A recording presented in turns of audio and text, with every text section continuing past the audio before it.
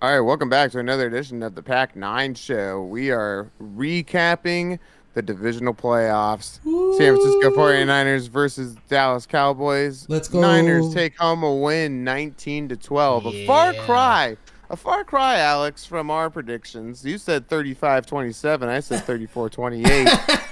This, Yeah, we were this off on was that. definitely not a game that we were expecting. Although it looked like it going into halftime. It was like, okay, it's Hmm. it's 9-6. It's just a classic Niners game where they kind of you know, don't score that much in the first half and then just lock it down in the second half. And man, um it was just like not what I was expecting at all going afterwards, because then Cowboys tie it up 9-9, and by the time you guys get your next touchdown, it is literally the fourth quarter. It is Hmm. 14:58 left in the fourth quarter. It took you guys forever to get anything going in the second half of this game. What did you make of this? Oh man, I just gotta say, getting through this game was so stressful. Every single play. Connor, I think, was watching it or listened to me Oh, I watched while it. we were watching it, and yeah, it was stressful the whole time.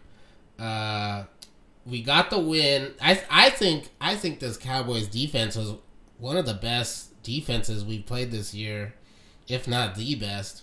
But I think the Niners offense just kind of wore them down finally, and by the end of the third quarter and the fourth quarter, I think we were able to just kind of run the clock. They had a masterful drive that lasted just about 8 minutes long in the fourth quarter that Mhm. took up so much of the clock in the fourth quarter. It was crazy.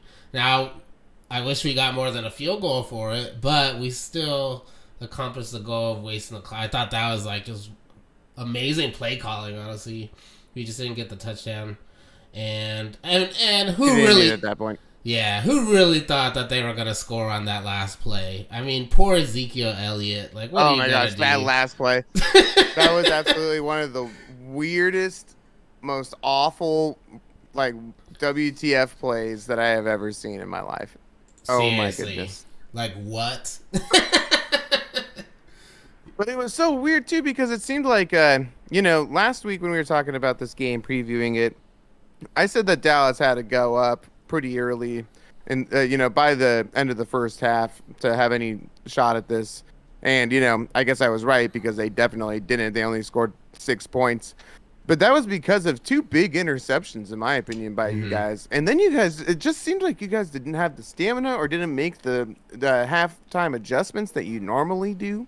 Even though they didn't score very many points, it just didn't seem like uh, you guys were totally on top of this game in the second half, anyway. Yeah, it was interesting. I think towards the end of the third quarter though is when we finally started to get a stride on offense, and that ended up being the 10 yard 10 play drive that you were talking about that ended at the end or the Hmm. start of the fourth quarter. So that was like the first time we really started getting things going. I think their But it took defense. so long, to get 30 points in a game like you guys normally do. It just took so long. And it wasn't necessarily a situation where it's like, okay, just grind the clock down, because, they were a touchdown away the whole time. Yeah, it was what I'm saying though is that it was the defensive line of the Cowboys. They were putting a lot of good pressure on our offense. Hmm. McGlinchey didn't have his best game. I would say like just the whole right side was kind of not usually doing it how they normally do, and it's because it was a good defense. And I think, in my opinion, I could be totally wrong, but I think then in the fourth quarter, the Cowboys, they finally got tired, and then we were finally able to kind of move the chains finally. But you're right, it took a very long time, and I think that's why it was so stressful to be watching this, and Hmm. then just hoping, and then we get these two interceptions, gifted to us by Mr. Dak Prescott, who, hey, he's playing against the Niners defense, so you can't blame him for throwing those interceptions, but man, those were not good. Those were ugly. Those were Yeah. ugly interceptions for sure. Yeah. But man, it's so weird too, just looking at the stats in this game, because usually, you guys spread the ball around and stuff, and have a couple Hmm. guys that go off. But leading receiver George Kittle had 5 receptions for 95. Then it's Deebo Samuel, 4 for 45. And then Mm-hmm. McCaffrey, Ayuk, and Jennings total for 10 receptions. And that's the entire receiving. There's only Yeah. 19 out of 20 completions. And your rushing, it didn't look that much better. I mean, Mm-hmm. Christian McCaffrey, 10 carries, 35 yards. That's not that And great especially for him. he had something going on with his calf too. Yeah, it was kind of weird. So Mitchell came Mhm. in and he had a little bit more success, but still 14 carries, 51 yards. That's a little lower than you would Yeah, and expect. the longest rush that you had was 13 yards. You guys have Yeah. just been moving the ball so much better than this game. And yeah, I guess just give it up to the the Dallas Cowboys in their defense. Yeah. They really put the cap on you guys this year. And you know what? Guess you said this the whole time last week that this is going to be the hardest game that you guys have faced so far. So, Yeah. Yeah, just no time for Purdy to throw, and also we couldn't get anything going. It was just by the time Purdy had mm, he was ready to throw, he already had people rushing. It was tough. But yeah, good call on this game. This was definitely the toughest game of the season, yeah. and it's definitely not the last.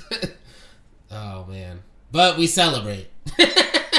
Yeah, you're still in it, and the show still goes on. So here we Yeah, are. let's go. So yeah, instead of happiest and saddest fan bases, we're previewing the other game, the AFC Conference Championship game, Yeah. Bengals and Chiefs. Right now, the line's -1 for the Chiefs. What do you think about this game?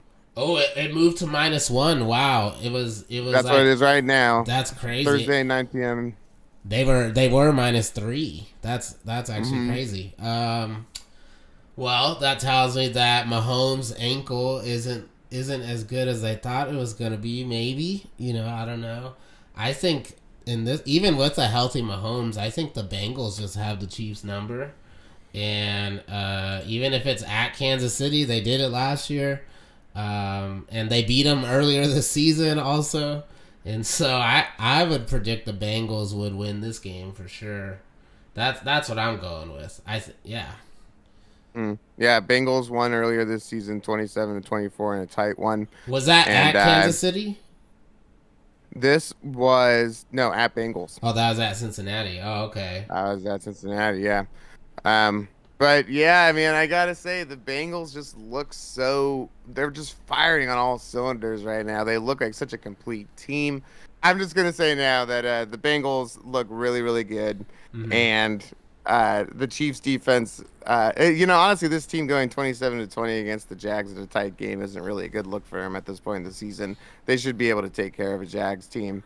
And yeah, I don't know. I have full confidence in the Bengals. I picked the Chiefs before the postseason started to win this AFC Championship game, but Bengals are trying to change my mind real hard. Yeah. There's that something about Joey Burrow, man. He's just leading and those receivers are just ridiculous. I that's what I was gonna say too. That receiving core is so talented across the board, and Joe Mixon just being veteran, Yeah, he's just just been holding it down. yeah, he's just been solid for years, just yeah. Yeah. So I'm going with the Bengals on this one, even with a healthy Mahomes, and it seems like his ankle, he might not have his mobility. Now he could still sling the ball though. Don't get me wrong, but Oh yeah. in terms of him running out of the pocket and trying to do all that, I don't think he's going to be able to do that. Yeah, I think that I mean it's just going to be a great game. Seeing Burrow versus Mahomes just year after year going forward is going to be fantastic. Yeah. So I'm just excited. Yep. I cannot wait. All right, pick the score for this game. Um. For the Cincinnati, I think I am going with Cincinnati on top 27-24. That's pretty close to the last time they played. So, Yeah. uh, yeah, that was exactly what they had the last time they played. Oh, So, yeah. uh, Yep. There we yeah. go. So I mean that's fair. But just because I think that could be a score, but because it would be too spooky for it to be 27-24 again, I'm gonna, I think that I think 28 is a good score for the Bengals and the Chiefs.